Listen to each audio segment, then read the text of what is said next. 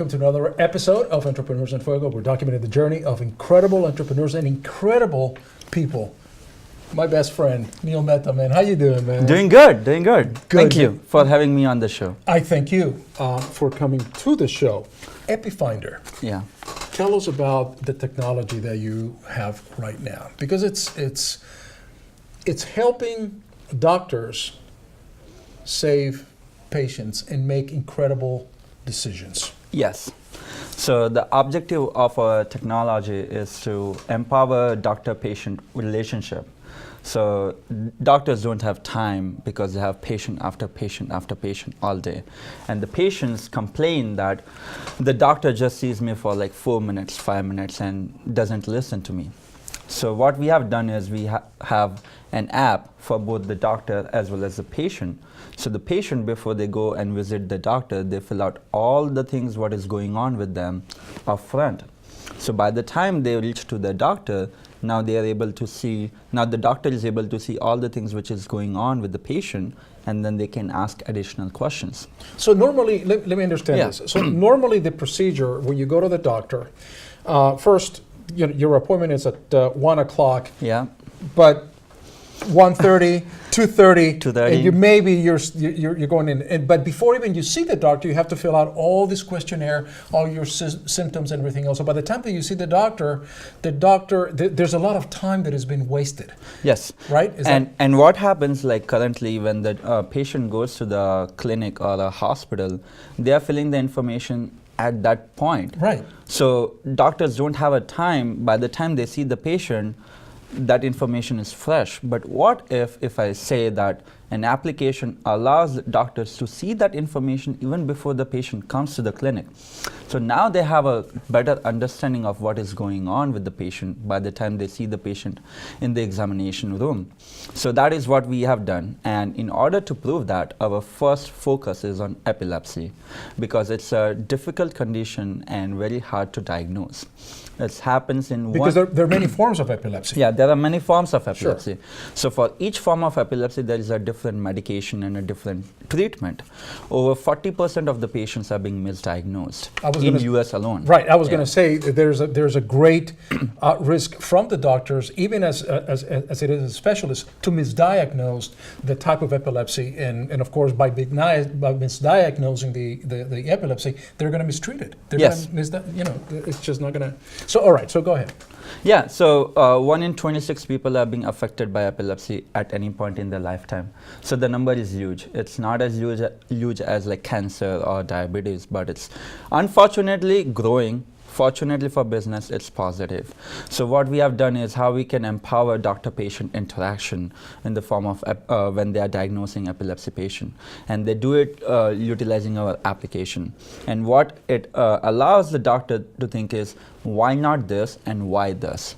And kind of think differently a little bit. At the end of the day, the doctor is the one who is going to provide the medication, provide the treatment. Sure. But we are helping them in the decision-making process. Because there's so much information. There is so much overload. There is so much overload. And there is no application out there which consolidates, compiles the patient data, map it to our like an artificial intelligence-led algorithm, which we do, right, and allows an effective decision-making by the doctor.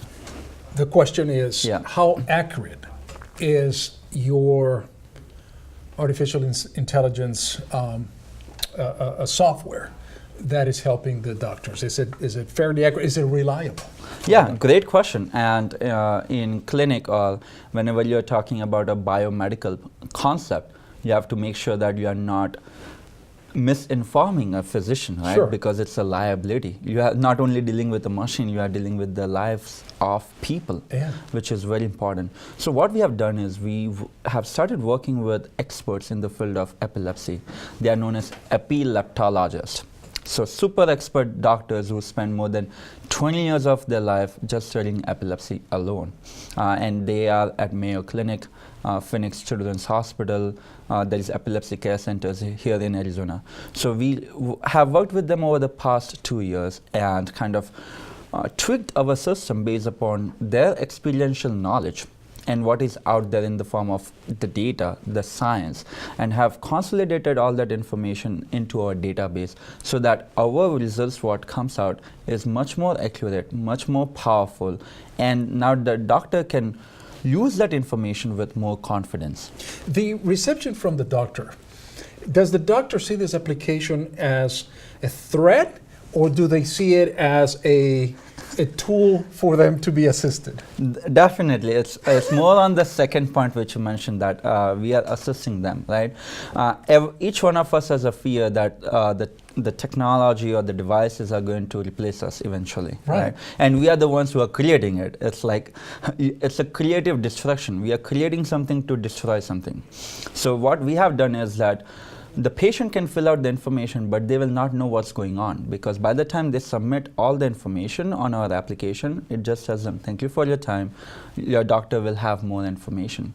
So that prevents them from self-diagnosing themselves or thinking, oh, they have this, and actually they don't have anything, right? Sure. And the second thing is, unless the doctor sees all the information, they cannot prescribe a medication. So at the end of the day, even if our application comes up with the differential, like different probabilities in terms of epilepsy, different types of epilepsy, it is, at the end of the day, it's the doctor's liability, responsibility, and the experience and the education which comes together to say that, okay, Mr. X, patient X, you are having this kind of epilepsy, and then they write it off.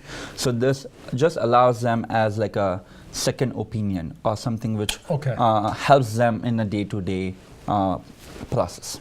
You've been working on this thing for how long now? We started working back in 2014. At that time, it was kind of a research concept. Me and my co-founder, Robert, kind of started bouncing off ideas. We started thinking, okay, how about we do this? How about we do that? From there, since now we have incorporated, we have early customers, we have partnership with various local hospitals out of town, especially in Colorado, Austin, Texas, and now we have a team of 18 members.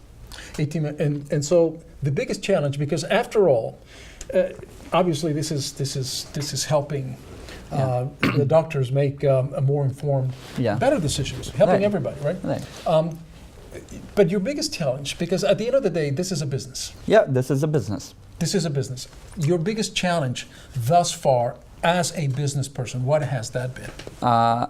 Where we are right now, we wanted to be at that point last year, right? And that's like a constant struggle, because the domain in which we are is not like end consumer. It's not a mobile application that, okay, you build it and then you like blast it on Facebook, blast it on it's not Uber, and everyone can start using it, and then you have that. Everyone aims for that reverse hockey stick, right? The exponential growth that, okay, you guys came out of nothing and within 2 years you have 1 million users. That is not possible in healthcare. So when we started that, there were two things in our mind. One, that of course this will be for profit because we are using technology to empower doctors, to empower patients. But the second key objective for us is to give back, to advance the science as well as to improve people's life, right? So how can we combine both the things, make money, but at the same time impact healthcare, healthcare overall. So we know that, we jumped into that, and we are growing slowly but steadily. And you have an app? Yes, we have an app. Can you show us? Sure. So we're going to try to... Let's see. Like this? Yep, we can see it right here, and it's EPIFINDER, if we can see it right here. And so that's for the doctor who's got a password right there, and there's a login information. And when they go to EPIFINDER, that's where the interaction starts. And for the patient, then it would be something similar, but for the patient as well. So you just change the doctor to the patient, and then each patient have their unique user name and password. Each doctor has their own accounts. So we have multiple accounts, and we make sure that none of the accounts overlap. There is a lot of database, there is a lot of layers goes into the This is incredibly exciting, man. Thank you. Neel Mehta. Yes. I tell you what, man, this thing is just so radical and so technologically advanced that sometimes it's so difficult for us, just the neophytes and the regular people to wrap our heads around. But Yeah. here you are, you're doing this thing. And who's the person who actually programs all this thing? You? No, we have a team. have a I team. wouldn't take the credit. We have software developers, we have biological sciences experts on our team. And they're working 24/7. You probably have them in a little room like this and Yes, we work out of Skysong offices. Skysong offices. Yes. So Amazing stuff. Best of luck, man. Thank you. You're going to have to come back again so to give us a little update and see where you are. sure. Neel Mehta. Sounds like a plan. Changing the world. With that, we're out.